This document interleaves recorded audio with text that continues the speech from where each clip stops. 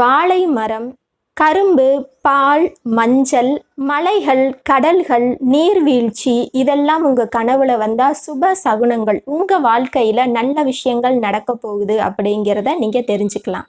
அடுத்து விஷ ஜந்துக்கள், பாம்பு போன்றவை இடியுடன் கூடிய மழை பெய்வது போல, பூகம்பம் வருவது போல, கடல் பொங்குவது போல, கொடிய மிருகங்கள் அதாவது வன விலங்குகள் உங்களை வேகமாக துரத்துவது போல நீங்கள் பார்த்தீங்கன்னாலும், விசித்திரமான விலங்குகள் கனவுல வந்தாலும், விபத்து நடக்கிறது போல இருந்தாலும், இறந்தவர்கள் உங்கள் கனவில் அடிக்கடி வருவதும், எரிமலைகள் போன்ற விஷயங்கள் உங்களுடைய கனவுல வந்துச்சுன்னா நீங்கள் வாழ்க்கையில் எச்சரிக்கையாக இருக்கணும் அப்படின்னு அர்த்தம்.